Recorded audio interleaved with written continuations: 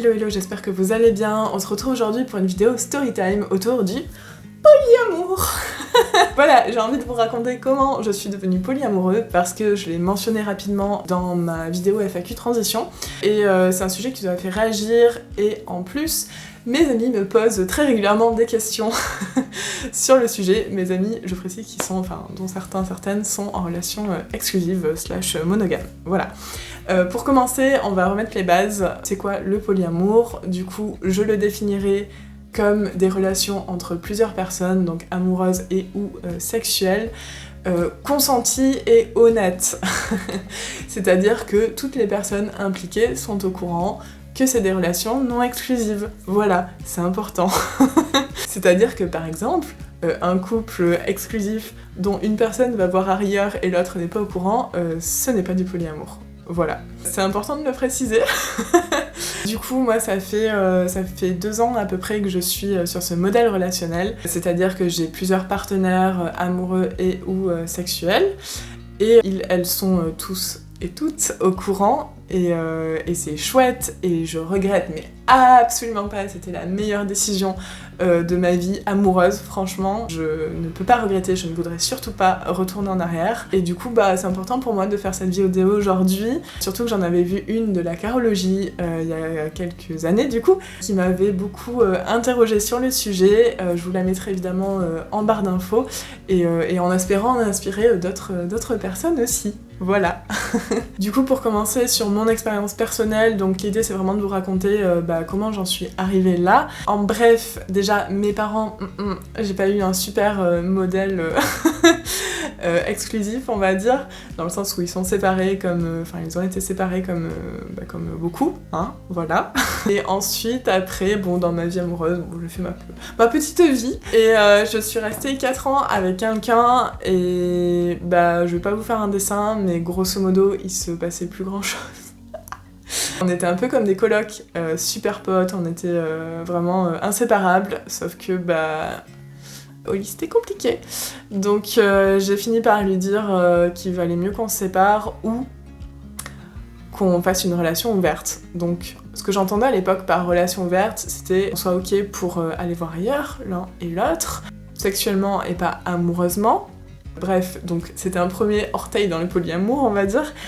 Ça ne s'est pas passé, c'est-à-dire que la personne m'a dit je préfère qu'on se sépare. J'étais là, ok. Génial, tristesse. Voilà. Du coup, en vrai, c'est super dur de passer 4 ans amoureux de quelqu'un et que ça se passe super bien et de se séparer pour ça. Franchement, c'est nul. Voilà, c'est super nul. Après, j'ai revu cette personne, on est restés super proches et amis, pour le coup. Et d'ailleurs, il a une vie très chouette avec un partenaire en exclusivité, du coup, et tant mieux pour lui, c'est chouette. Mais honnêtement, c'est dommage en fait, c'est dommage, c'est triste. Je sais qu'il y a pas mal de couples qui sont dans ce cas-là au bout de plusieurs années où ça devient compliqué et voilà, et c'est triste. Bref, super vidéo, n'est-ce pas?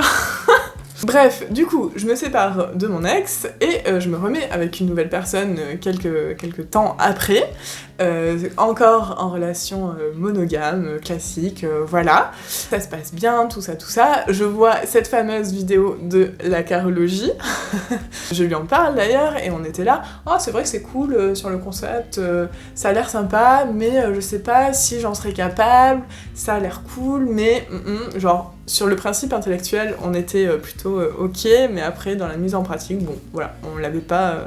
on a décidé de... on l'a pas mis en place spécifiquement. Puis, je suis tombée sur quelqu'un. Voilà.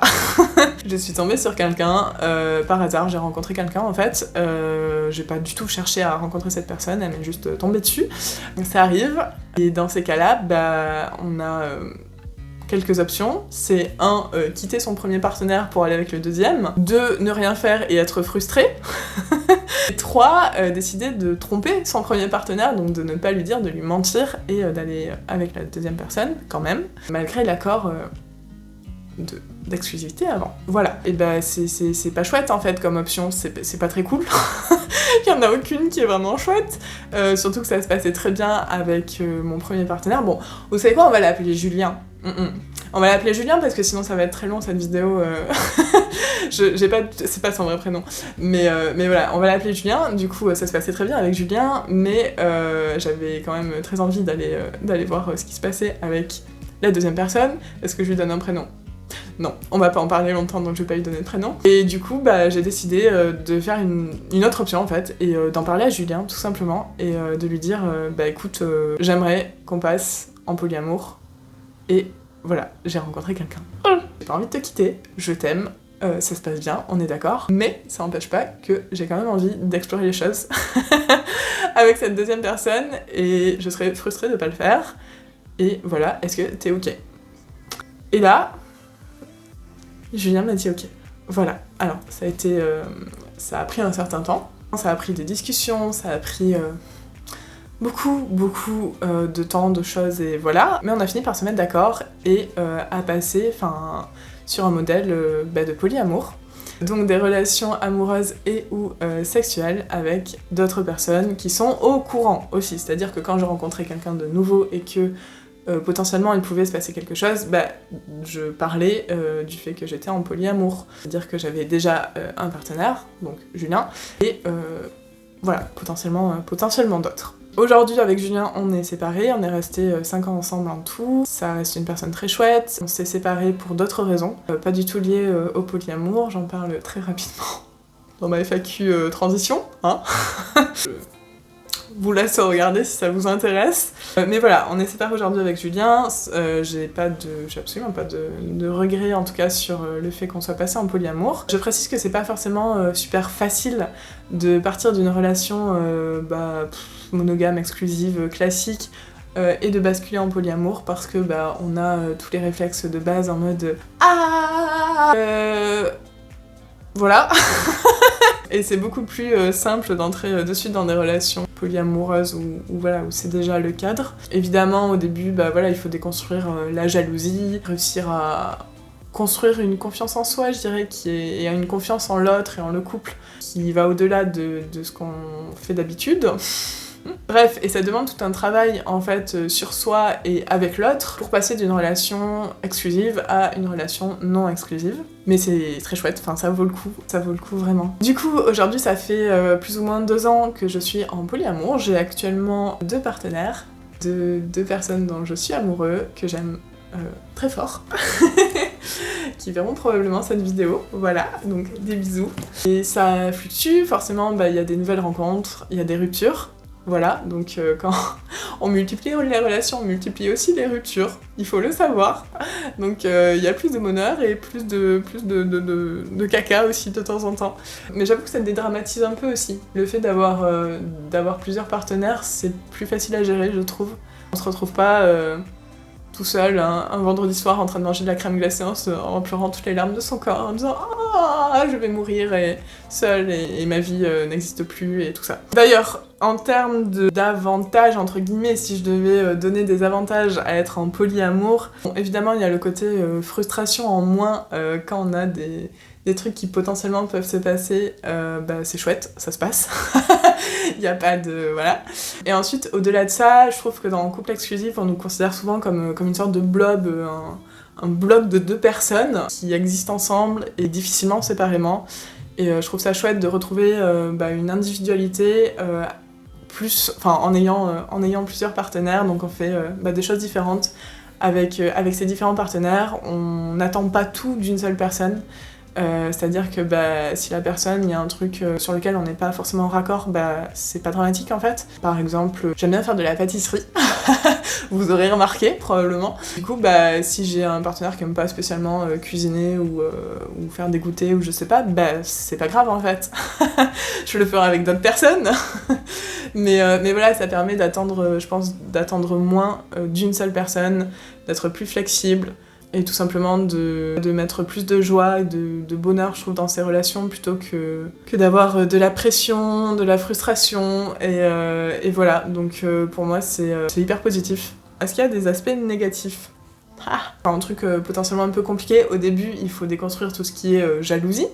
C'est-à-dire, l'autre, il va voir quelqu'un d'autre. Voilà, aujourd'hui, Ça, je pense qu'il faut beaucoup travailler sa confiance en soi et déconstruire le fait qu'une autre personne doit nous remplir, entre guillemets, enfin nous satisfaire en entier et être la moitié qu'on attend en fait dans notre vie. Et c'est chouette, c'est un travail qui est un peu long à faire, mais qui vaut vraiment le coup. Et je pense qu'on est plus solide en fait.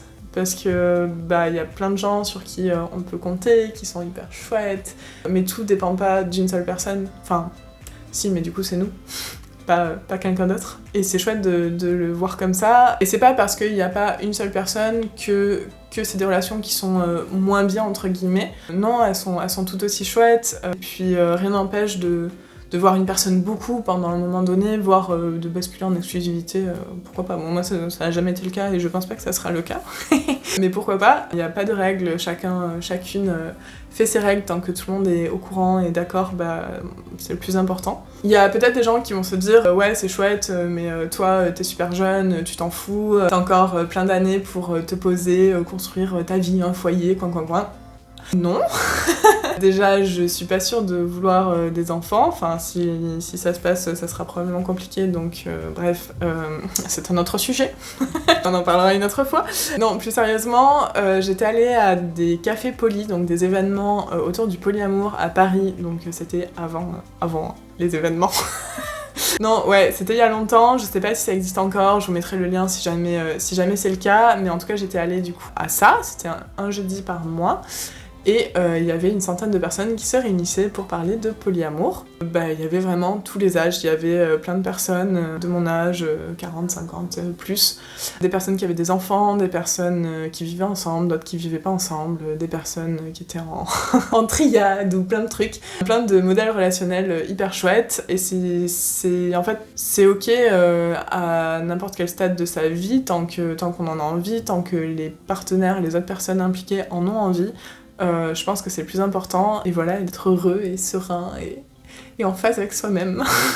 Pour faire une dernière comparaison, on va dire, je considère mes relations aujourd'hui un peu comme mes relations amicales, c'est-à-dire que j'ai plusieurs amis avec qui je fais des choses différentes. Je peux parler de mes différents amis à mes autres amis. Et du coup, c'est pareil pour mes relations amoureuses et sexuelles. C'est exactement le même modèle, il n'y a pas de hiérarchisation. Avec Julien, au début, on était sur un modèle hiérarchique, donc avec un partenaire principal et des relations secondaires, entre guillemets. Bon, on vivait ensemble, donc forcément c'était un peu compliqué de faire autrement. C'était un modèle qu'on avait choisi ensemble. Vu qu'on s'est séparés, je suis plus sur un modèle d'anarchie relationnelle, on va dire.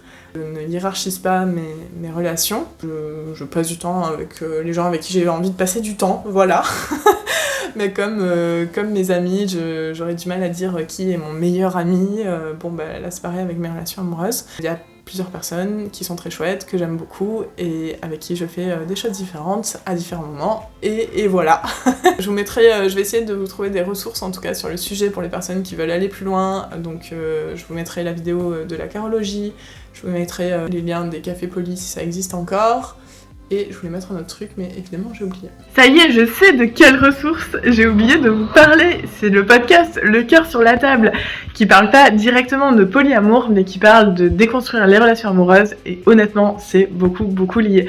Donc voilà, je voulais juste vous inviter à aller écouter. Si vous écoutez des podcasts, franchement, c'est hyper chouette. Pour que cette vidéo soit pas trop longue, je vais pas m'étendre sur les sujets de jalousie, des problématiques du début, on va dire.